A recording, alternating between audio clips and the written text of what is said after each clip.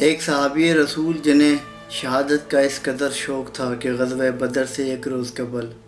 انہوں نے دعا کے لیے ہاتھ اٹھا لیے اور عرض کرتے ہیں کہ اے اللہ، میں چاہتا ہوں کہ تیرے راستے میں اس طرح لڑوں کہ قربان ہو جاؤں، مجھے شہید کر دیا جائے، یہاں تک کہ میرا پیٹ کاٹ دیا جائے، میرے کان، میرا ناک کاٹ دیے جائیں، اور میں تیری راہ میں اس طرح شہید کیا جاؤں کہ میرے یہ اعضاء کاٹ دیے جائیں۔ کل قیامت کے روز جب مجھ سے پوچھا جائے گا تیرے اعضاء کیوں کاٹ دیے گئے، تو میرے یہ اعضاء خود گواہی دیں کہ ہم اللہ اور اس کے رسول کے راستے میں قربان ہو گئے ہیں۔ اب اگلے روز غزوہ بدر مار کا سجا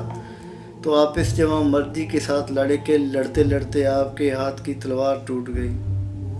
حضور نے آپ کو کھجور کی ایک چھڑی پکڑا دی۔ شاید اسی پہ اقبال نے لکھا ہوگا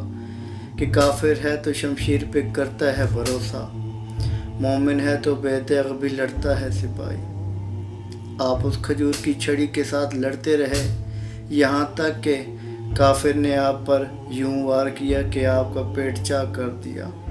اس کے بعد اس ظالم نے آپ کے کان اور ناک کاٹ دیے، اور یوں حضرت عبداللہ ابن جحش رضی اللہ تعالیٰ عنہ کی دعا مقبول ہو گئی، اور آپ اپنے خالق حقیقی سے جا ملے اور شہادت کے مرتبے پر فائز ہو گئے۔ یہ غازی، یہ تیرے پرسرار بندے جنہیں تو نے بخشا روک خدائی، دو نیم ان کی ٹھوکر سے سیر و دریا، سمٹ کر پہاڑ ان کی ہیبت سے رائی، اور دو عالم سے بیگانہ کرتی ہے دل کو، عجب چیز ہے لذت آشنائی، شہادت ہے مطلوب و مقصود و مومن، نہ مال غنیمت نہ کشور کشائی۔ کن قربانیوں پہ تیرتا ہوا اسلام آج ہم تک پہنچا ہے، لیکن دکھ اس بات کا ہے کہ ہمارا طرز زندگی کیا ہے۔ ہم نے تو اس دنیا کو آخری سمجھ لیا،